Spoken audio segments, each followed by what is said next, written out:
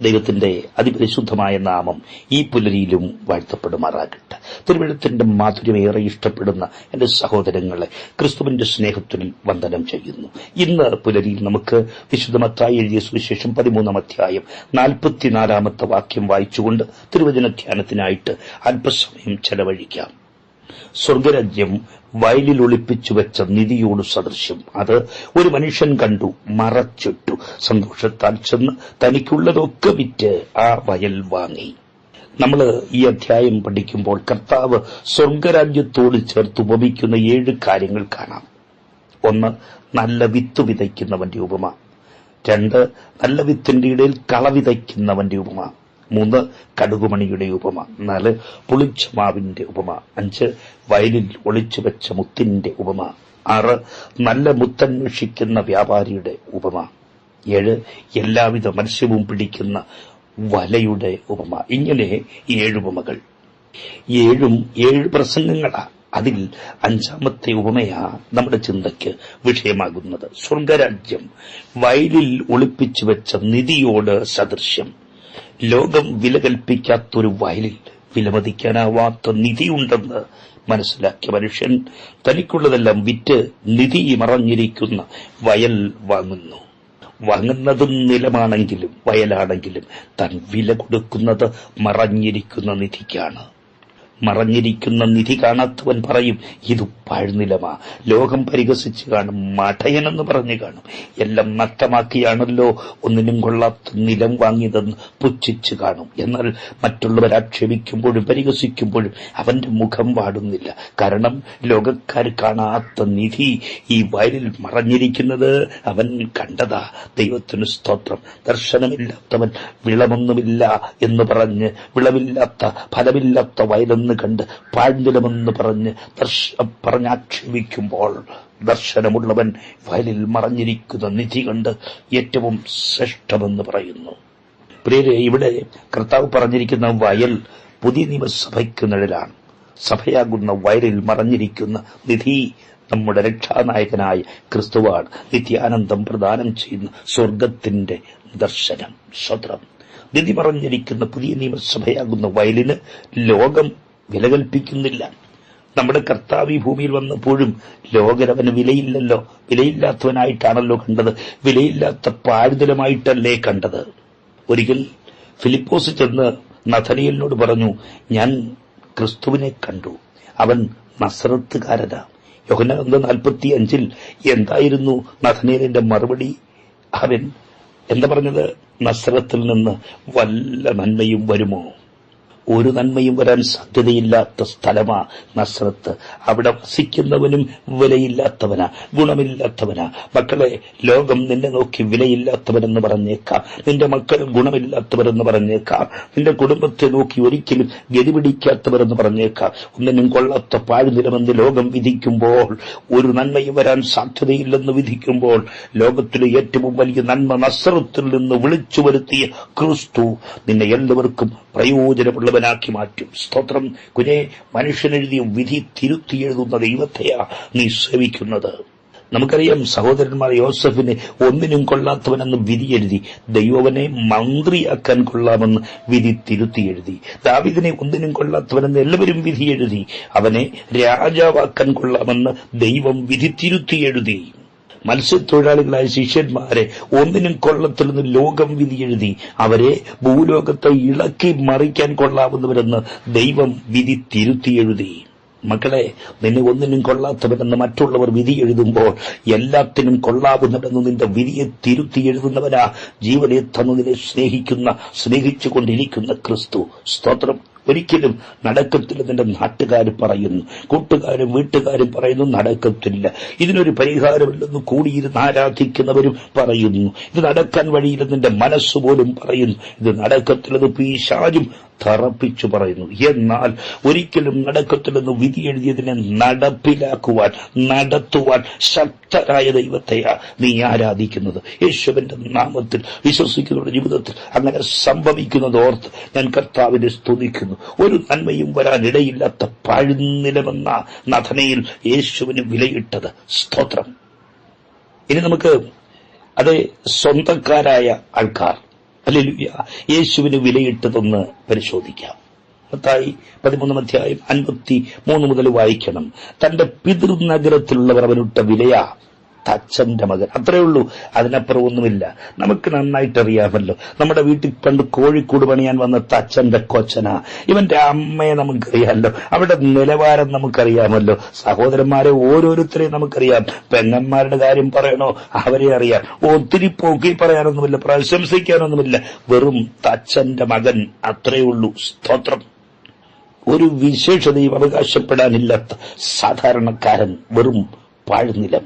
എന്നാൽ ഒരു യോഗ്യതയുമില്ലാത്തവനെന്ന് പറഞ്ഞവർ ക്രിസ്തുയേശുവിന്റെ വാക്ക് കേട്ടപ്പോൾ അതേ നാവുകൊണ്ട് പറയുന്നു, അവന്റെ പ്രവൃത്തി കണ്ടപ്പോൾ വിസ്മയിച്ചുപോയി. Price the Lord. കുഞ്ഞേ, പുച്ഛിക്കുന്നവരുടെ മുൻപിൽ നിന്നെ വിസ്മയ വിഷയമാക്കി നിർത്തുന്ന കർത്താവ് ഇന്നും ജീവിക്കുന്നു. പ്രിയരെ, ദൈവം നിനക്ക് പാരമ്പര്യമില്ലെന്ന് പറഞ്ഞ് മാറ്റി നിർത്തുകയില്ല. യേശുവിന് നിന്റെ പേഴ്സണാലിറ്റി വിഷയമല്ല, കർത്താവിന് നിന്റെ ക്വാളിറ്റി വിഷയമല്ല. വിദ്യാഭ്യാസമില്ലാത്തവനെന്ന് പറഞ്ഞ് കുഞ്ഞേ, ദൈവം നിന്നെ ഒഴിവാക്കുകയില്ല. നിറമില്ലാത്തതുകൊണ്ട് നിന്നെ അവഗണിക്കത്തില്ല. ചെറ്റക്കുടിലാണ് പാർക്കുന്നത്, സാമ്പത്തിക ഭദ്രതയില്ല, അതും ക്രിസ്തുവിന് പ്രശ്നമല്ല. കുഞ്ഞെ, നീ ഏൽപ്പിച്ചു കൊടുത്താൽ ദൈവം നിന്നെ വിസ്മയ വിഷയമാക്കി മാറ്റും യേശുവിന്റെ നാമത്തിൽ. നഥനയേൽ പറഞ്ഞു, ഒരു നന്മയും വരാൻ സാധ്യതയില്ല, വെറും പഴുതിലമാ. പിതൃഭവനക്കാർ പറയുന്നു, പുകഴാനൊന്നുമില്ല, തച്ചന്റെ മോല മറിയയ്ക്കുണ്ടായതാ. ഇനി നാട്ടുകാർ പറയുന്നു, നോക്ക്, മത്തായി 10:24 മുതൽ. ഇവൻ ബെൽസബൂലാണ്. മർക്കോസ് 3:22. അവന് ബെൽസബൂൽ ഉണ്ട്.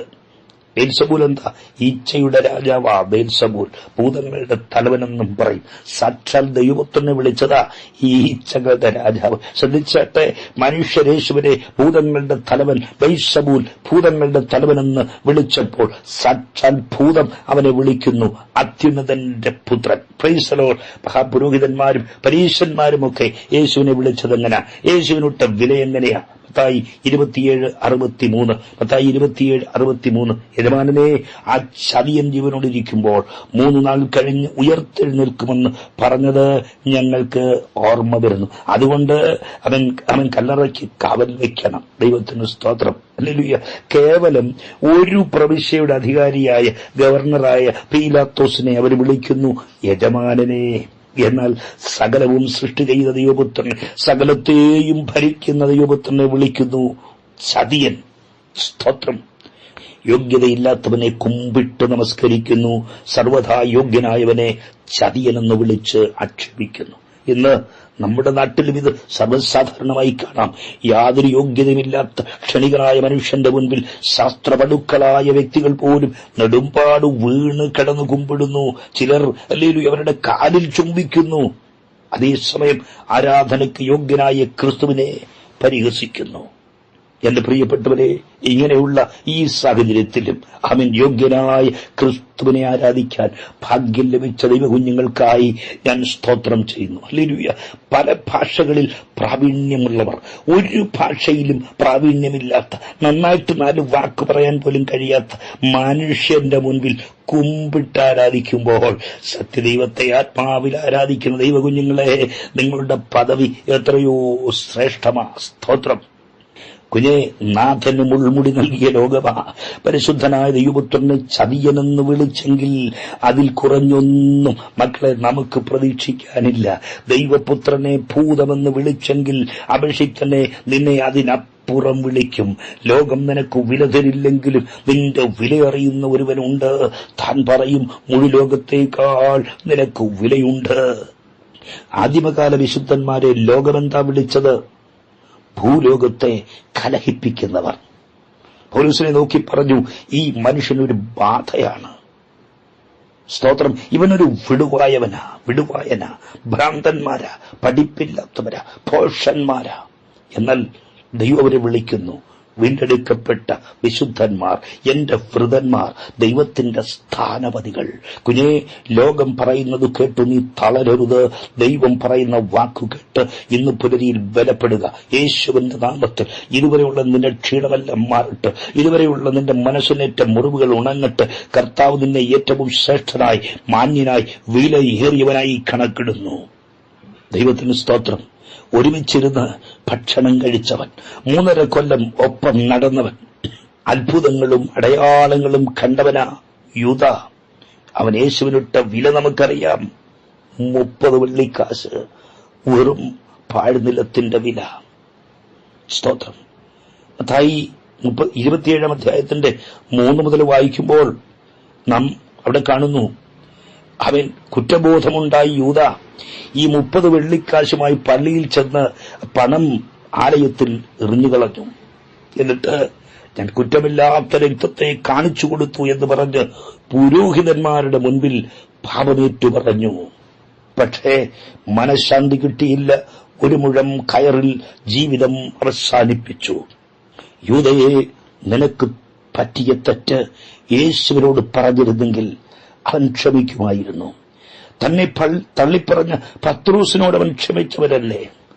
പത്രോസ് തള്ളിപ്പറഞ്ഞു, നീ ഒറ്റിക്കൊടുത്തു, അതും യേശു ക്ഷമിക്കുമായിരുന്നു. പക്ഷേ നീ യേശുവിനോടല്ല, പുരോഹിതന്മാരോട് പാപമേറ്റു പറഞ്ഞതുകൊണ്ട് പാപക്ഷമ കിട്ടാതെ ആത്മഹത്യ ചെയ്യേണ്ടി വന്നു. എന്റെ പ്രിയപ്പെട്ടവരെ, നിങ്ങളുടെ പാപങ്ങൾ രക്താംബരം പോലെ ചുവപ്പായിരുന്നാലും ഹിമം പോലെ വെളുപ്പിക്കാൻ കഴിയുന്ന യേശു ക്രിസ്തു ഇന്ന് പുലരുതിന്റെ തൊട്ടരികിലുണ്ട്. അവൻ ശ്രേഷ്ഠ മഹാപുരോഹിതൻ നിന്റെ ശ്വാസത്തേക്കാൾ അരികിൽ വന്നിട്ടുണ്ട്. ജീവിതത്തിൽ വന്നുപോയ കുറവുകൾ, മനസ്സോടെ അറിവോടെ ചെയ്തു പോയത് സ്വമേധാ പാപങ്ങൾ, മഹാപാതകങ്ങൾ, രഹസ്യ പാപങ്ങൾ, മറഞ്ഞിരിക്കുന്ന തെറ്റുകൾ, ദൈവത്തോട് യേശു ക്രിസ്തുവോട് മാത്രം നിന്റെ പാപമേറ്റു പറയുക. പാപക്ഷമ നൽകാൻ പ്രാപ്തനായ ഒരു പുരോഹിതനുമില്ല. ശ്രേഷ്ഠ മഹാപുരോഹിതനായ ക്രിസ്തുവിനോട് പാപമേറ്റു പറയുക. അവൻ നിന്റെ സകല പാപവും ക്ഷമിച്ച് നിന്നെ ശുദ്ധീകരിക്കും. യൂദ പള്ളിയിൽ ചെന്ന് പുരോഹിതന്മാരോട് തന്റെ പാപം ഏറ്റുപറഞ്ഞ ശേഷം ആ പണം അവരുടെ നേരെ നീട്ടി. അവരത് വാങ്ങിയില്ല. അവനത് ആലയത്തിൽ വലിച്ചെറിഞ്ഞു. മഹാപുരോഹിതന്മാർ ആ വെള്ളിക്കാശ് എടുത്തു. എന്നിട്ട് പറയുകയാ, മത്തായി 27:6-7 വാക്യങ്ങൾ, ഇത് രക്തവിലയാകയാൽ ശ്രീഭണ്ഡാരത്തിൽ ഇടുന്നത് വിഹിതമല്ല എന്ന് പറഞ്ഞ് കൂടിയാലോചിച്ച് പരദേശികളെ കുഴിച്ചിടാൻ അതുകൊണ്ട് നിലം വാങ്ങിച്ചു. സ്തോത്രം. ആമേൻ. എന്റെ പ്രിയപ്പെട്ടവരെ, ദൈവത്തന്ന് യൂദായിട്ട വില 30 വെള്ളിക്കാശ്. എന്തുകൊണ്ടാ അത് ഭണ്ഡാരത്തിലിടാഞ്ഞത്? ഇവിടെ പുരോഹിതന്മാർ പറയുന്നു അത് രക്തവിലയാ. എന്നാൽ ആവർത്തന പുസ്തകം നോക്കണം, 23 അധ്യായത്തിന്റെ 18 വാക്യം. അവിടെ വ്യക്തമാക്കിയിരിക്കുന്നു, വേശ്യയുടെ കൂലിയും നായയുടെ വിലയും നിന്റെ ദൈവമായ യഹോവയുടെ ആലയത്തിലേക്ക് കൊണ്ടുവരരുത്. എന്റെ പ്രിയപ്പെട്ടവരെ, മതം യേശുവിന് കൽപ്പിച്ചത് നായയുടെ വിലയാ, വേശ്യയുടെ കൂലിയാ.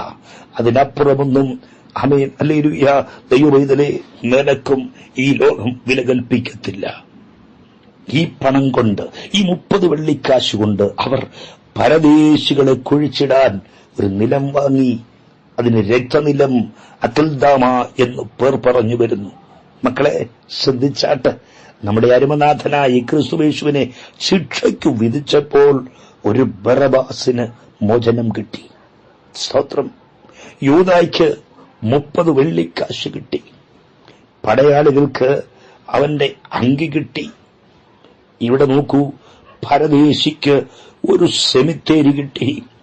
ക്രിസ്തുയേശുവിൽ വിശ്വസിക്കുന്ന ദൈവത്തിന്റെ പൈതലേ, എനിക്കും നിനക്കും നിത്യജീവൻ കിട്ടി. ദൈവത്തിന് നന്ദി പറയാമോ? നിത്യജീവൻ പ്രാപിക്കാൻ ആഗ്രഹമുണ്ടോ? ഈ മണ്ണിൽ കഴിഞ്ഞു പോകാനല്ല, ഇവിടെ ഒടുങ്ങാനല്ല, ഈ മണ്ണിൽ അലിഞ്ഞു ചേരാനല്ല, നിത്യാനന്ദം അനുഭവിക്കാൻ, നിത്യതയുടെ തീരത്തെത്തുവാൻ, നിത്യനായ ദൈവത്തിന്റെ നിത്യപുത്രനോട് ഒരുമിച്ച് നിത്യകാലം വസിക്കാൻ ആഗ്രഹിക്കുന്നെങ്കിൽ ഹല്ലേലൂയ, ക്രിസ്തുവിൽ വിശ്വസിക്കുക. കർത്താവ് വിലയില്ലാത്തവനല്ല, അവനാണ് വിലയുള്ളവൻ. ദൈവത്തിന് സ്തോത്രം. 2017 അതെ 2017 ഡിസംബറിൽ മനോരമയിൽ ഒരു വാർത്ത കാണാനിടയായി തീർന്നു. മഹാനായ ചിത്രകാരൻ ലിയനാർഡോ ഡാവിഞ്ചി വരച്ച ഒരു പെയിന്റിംഗ്, യേശുവിന്റെ ഒരു ചിത്രമാ. അത് സൗദി കിരീടാവകാശി വാങ്ങി. എത്ര വിലയെന്നറിയാമോ? $45 കോടി. എന്ന് പറഞ്ഞാൽ നമ്മുടെ ഇന്ത്യൻ രൂപ എത്ര? 2925 കോടി രൂപ. സ്തോത്രം. കുഞ്ഞെ, ലോകം മുഴുവനും യേശുവിനെ വിലയില്ലാത്ത പാഴ്നിലമെന്ന് പറഞ്ഞാലും അനുഭവിക്കുന്നവർക്കറിയാം അവനൊപ്പം പറയാൻ ഒരാളുമില്ല. അവനെ ഇപ്പോൾ ആരാധ്യൻ വേറെയില്ല. ദൈവമേ, അങ്ങേക്ക് നന്ദി പറയുന്നു. ഹല്ലേലൂയ. ഒരിക്കൽ ഇതുപോലെ ഒരു പെൺകുട്ടി ഉത്തമഗീതം വായിക്കുമ്പോൾ കാണാം 5:9 അവൻ ശൂലേമിയാൾ. അവൾ നിന്ന് പാടുമ്പോൾ, പ്രിയന്റെ ശ്രേഷ്ഠത വർണ്ണിക്കുമ്പോൾ ഒരു കൂട്ടർ വന്ന് അവളോട് ചോദിക്കുന്നു, നിന്റെ പ്രിയന് മറ്റു പ്രിയന്മാരെക്കാൾ എന്തു വിശേഷതയുള്ളൂ? നീ ഇങ്ങനെ ഞങ്ങളോട് ആണയിടാൻ നിന്റെ പ്രിയന് മാത്രം എന്താ ഇത്ര വലിയ വിശേഷത എന്ന് പറഞ്ഞാൽ, ഞങ്ങൾക്ക് ഇഷ്ടം പോലെ പ്രിയന്മാരുണ്ട്, നീ പറയുന്നു ഒറ്റ പ്രിയനേ ഉള്ളെന്ന്. അവനെന്താ ഇത്രമാത്രം വിശേഷത? സ്തോത്രം. ശലോമോന്റെ കൊട്ടാരത്തിലെ മിന്നുന്ന പൊന്നിന്റെ തിളക്കത്തിൽ മനം മയങ്ങാതെ പ്രാണനാഥന്റെ മോഹനരൂപം മനസ്സിൽ കണ്ടുകൊണ്ട് നിന്ന ശൂലേമി പ്രലോഭനങ്ങളൊന്നും വീണില്ല. യെരൂശലേം പുത്രിമാർ ശലോമോൻ രാജാവിന്റെ ആഢ്യത്വവും പ്രൗഢിയും മനോഹാരിതയും കോമളത്വവും ധനമാഹാത്മ്യവും അറിവിന്റെ ആഴവും ഭംഗിയായി വർണ്ണിച്ചിട്ടും അവൾ തന്റെ പ്രിയനെ ഓർത്തുകൊണ്ടേയിരുന്നു. ഒടുവിൽ അവർ ചോദിക്കുക, നിന്റെ പ്രിയന് മാത്രമെന്താ മറ്റു പ്രിയന്മാരെക്കാൾ ഇത്ര വിശേഷതയുള്ളത്? അതിന് അവൾ കൊടുത്ത മറുപടി, എന്റെ പ്രിയൻ വെണ്മയും ചുമപ്പുമുള്ളവൻ, 10,000 അതിശ്രേഷ്ഠൻ. 10,000 ഒരുവനെന്നല്ല കേട്ടോ, 10,000 അതിശ്രേഷ്ഠൻ. എന്റെ പ്രിയപ്പെട്ടവരെ, ലോകം വെറും പാഴ്നിലമെന്ന് വിലയിട്ട യേശുവിന് വേണ്ടി അനുദിനം ശ്രേഷ്ഠന്മാർ തങ്ങളുടെ മഹത്വമുള്ള പദവി വലിച്ചെറിഞ്ഞു യേശുവിന്റെ പുറകെ വരുന്നു. കുടുംബ മഹിമ വലിച്ചെറിയുന്നു, സ്ഥാനമാനങ്ങൾ വലിച്ചെറിയുന്നു, പേരും പ്രശസ്തിയും വലിച്ചെറിയുന്നു. ജീവൻ നൽകാൻ ഹല്ലേലൂയ ജനകോടികൾ തയ്യാറാകുന്നു. ക്രിസ്തുവിനെ പിൻപറ്റിയതിന്റെ പേരിൽ പടിയടച്ചു പിണ്ണം വെച്ചപ്പോൾ, പിതൃസ്വത്ത് കൊടുക്കാതിരുന്നപ്പോൾ, അളവുനൂലെനിക്ക് മനോഹര ദേശത്തു വീണിരിക്കുന്നു, എനിക്ക് നല്ലൊരു അവകാശം ലഭിച്ചിരിക്കുന്നുവെന്ന് പറഞ്ഞ് ലാഭമായതൊക്കെ ഛേദമെന്നെണ്ണി കർത്താവിനെ പിൻപറ്റുവാൻ ആയിരങ്ങൾ എഴുന്നേൽക്കുകയാണ്. ഹല്ലേലൂയ. പൗലോസിനെ നോക്ക്, വിദ്യാബഹുത്വമുള്ളവൻ, കുലമഹിമയുള്ളവൻ, സാമ്പത്തിക ഭദ്രതയുള്ളവൻ, പല കപ്പലുകൾ സ്വന്തമായുള്ളവൻ, ബൗദ്ധിക പ്രമാണികളെ അടിയറവ് പറയിക്കുന്ന താർക്കിക പ്രഭാവൻ. പൗലോസ് ഈ നിധി കണ്ടപ്പോൾ, ദൈവസഭയാകുന്ന വയലിൽ ഒളിപ്പിച്ചു വെച്ചിരിക്കുന്ന ഈ നിധി കണ്ടെത്തിയപ്പോൾ പറയുന്നു, ക്രിസ്തു നിമിത്തം ലാഭമായതൊക്കെ താൻ ഛേദമെന്നെണ്ണുന്നു. ഇതൊക്കെ, ഈ മഹത്വമൊക്കെ, ഈ ശ്രേഷ്ഠതയൊക്കെ, ഈ നന്മയൊക്കെ ഞാൻ ഛേദമെന്നെണ്ണുന്നു. അവിടെ തീരുന്നില്ല കേട്ടോ. അത്രയുമല്ല, ക്രിസ്തു യേശുവിന്റെ പരിജ്ഞാനത്തിന്റെ ശ്രേഷ്ഠത നിമിത്തം ഞാൻ സകലവും ചവറെന്നെണ്ണുന്നു. ഹല്ലേലൂയ. യേശു ക്രിസ്തുവിന്റെ ശ്രേഷ്ഠത കണ്ടവർ ലോകത്തിന്റെ മഹത്വത്തെ നോക്കി പറയും, ചപ്പും ചവറുമാ. പുതിയ നിയമസഭയാകുന്ന വയലിൽ മറഞ്ഞിരിക്കുന്ന നിധിയായ ക്രിസ്തുവിനെ കണ്ടെത്താൻ എന്റെ പ്രിയപ്പെട്ടവരിൽ ആർക്കെങ്കിലും ഇതുവരെ കഴിഞ്ഞില്ലെങ്കിൽ, ഇന്ന് പുലരിയിൽ ദൈവത്തിന്റെ വചനം നിനക്ക് മഹത്വവാനായ ക്രിസ്തുവിനെ വെളിപ്പെടുത്തുകയാ. സ്വർഗീയ മഹിമകൾ വെടിഞ്ഞ് ഈ ധാനലോകത്തിൽ ഇറങ്ങി വന്ന് നമ്മുടെ പാപത്തിന്റെ ശിക്ഷ തന്റെ ശരീരത്തിൽ ഏറ്റുവാങ്ങി കാൽവരി ക്രൂശിൽ മരിച്ച് അടക്കപ്പെട്ട് ഉയർത്തെഴുന്നേറ്റ യേശു ക്രിസ്തു കുഞ്ഞെ ഇന്നും നിനക്കായി ജീവിക്കുന്നു. യേശു ക്രിസ്തുവിൽ വിശ്വസിക്കുക, എന്നാൽ നീ നിത്യജീവൻ പ്രാപിക്കും. താമസം വിന ദൈവപുത്രൻ ആകാശമേഘങ്ങളിൽ വെളിപ്പെടാൻ പോവുകയാ. അന്ന് ക്രിസ്തുവിൽ വിശ്വസിച്ചവർ ഹല്ലേലൂയ രൂപാന്തര ശരീരികളായി അവനെ എതിരേൽപ്പാൻ മേഘങ്ങളിൽ എടുക്കപ്പെടും. ഇല്ലെങ്കിൽ മക്കളെ കൈവിടപ്പെട്ടു പോകും. പിന്നെ നിന്നെ രക്ഷിക്കാൻ ആർക്കും കഴിയില്ല. ചുളപോലെ കത്തുന്ന ഒരു ദിവസമാ വരാൻ പോകുന്നത്. അന്ന് താളടിയായി പോകാതെ സ്വർഗീയ സന്തോഷം അനുഭവിക്കാൻ ക്രിസ്തുവിനെ സ്വീകരിക്കാം. അതിനായി എല്ലാ പ്രിയപ്പെട്ടവരെയും ആഹ്വാനം ചെയ്തുകൊണ്ട് ഈ സന്ദേശത്തിന് ഇവിടെ വിരാമം കുറിക്കുന്നു. എളിയ സുവിശേഷകൻ രാജൻ ഫിലിപ്പാണ്. ദൈവകുഞ്ഞുങ്ങളുടെ വിലപ്പെട്ട പ്രാർത്ഥനയിൽ ഓർക്കണമെന്ന് അപേക്ഷിക്കുന്നു. കുഞ്ഞുങ്ങളെ, എന്തെങ്കിലും ഒരു വിഷയം പ്രാർത്ഥനയ്ക്കായിട്ടുണ്ടെങ്കിൽ ഈ നമ്പറിൽ നിങ്ങൾക്ക് അറിയിക്കാം. 9072141834. ദൈവം അനുവദിച്ചാൽ വരും ദിനങ്ങളിലും തിരുവചനത്തിന്റെ വെളിച്ചത്തിൽ പ്രാർത്ഥനയോടെ നമുക്ക് ഒരുമിച്ച് കൂടാം. അതുവരെ കൃപയുടെ കരങ്ങളിൽ സുരക്ഷിതരായിരിക്കാം. God bless you in Jesus name.